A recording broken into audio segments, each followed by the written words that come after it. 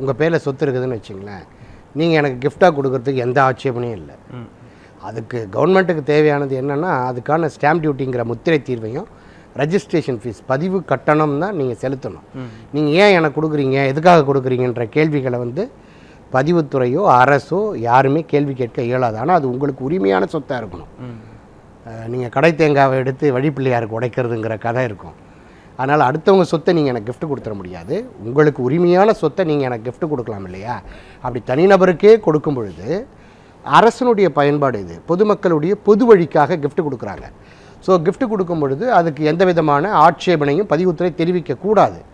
So பதிவுத்துறை சட்டமும் மிக தெளிவாக இருக்குது.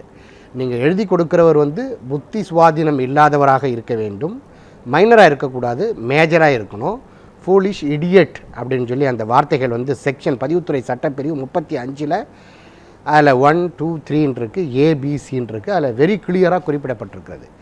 தனக்கு சொந்தமான ஒரு நிலத்தை நீங்கள் அரசுக்கோ தனியாருக்கோ தனிநபருக்கோ நிறுவனத்துக்கோ அறக்கட்டளைக்கோ சொசைட்டிக்கோ அவர் தானமாக கொடுப்பதற்கு முழு உரிமை பெற்றவர். அப்படி இருக்கும் பொழுது நீங்கள் பொது பயன்பாட்டுக்காக அரசுக்கு போய் தானமாக கொடுக்கும் பொழுது அதை நீங்கள் அப்ரூவ்டு வாங்கிட்டு வரணும், தீர்மானம் வாங்கிட்டு வரணும் அப்படின்னு சொல்கிறதெல்லாம் சட்டத்துக்கு புறம்பானது, சட்டத்துக்கு எதிரானது. ஸோ அப்படிப்பட்ட இனங்களில் நீங்கள் வந்து ஆவணத்தை தாக்கல் பண்ணுங்கள். ஒருவேளை சார் பதிவாளர் அதை தான ஆவணமாக சம்மந்தப்பட்ட உள்ளாட்சிக்கு பதிவு செய்ய இயலாது என்று சொல்லி நிராகரித்து உங்களுக்கு ஒருவேளை செக் ஸ்லிப்னு சொல்லுவான் மறுதளித்து அவர் நீங்கள் சான்று கொடுத்தாருன்னு சொன்னால் அதை நீதிமன்றத்தில் நம்ம வழக்கு தொடுத்து நிரந்தரமான ஒரு தீர்வை ஏற்படுத்திக்கலாம். ஏற்கனவே சட்டம் வழிவகுத்து இருக்கிறது. சட்டத்தை நடைமுறைப்படுத்தவில்லை என்னால் அவர்களை நம்ம சட்டத்துக்கு முன் நிறுத்தி உங்களுக்கு தேவையான தீர்வினை வந்து ஏற்படுத்திக்கலாம். சார் ட்ரை பண்ணுங்கள், முயற்சி பண்ணுங்கள்.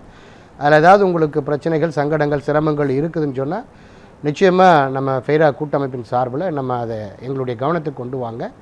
நாங்கள் நீதிமன்றத்தில் வழக்கு தொடுத்து அதுக்கு நிரந்தரமான ஒரு தீர்வை ஏற்படுத்தி தரதுக்கு முயற்சி செய்கிறோம்.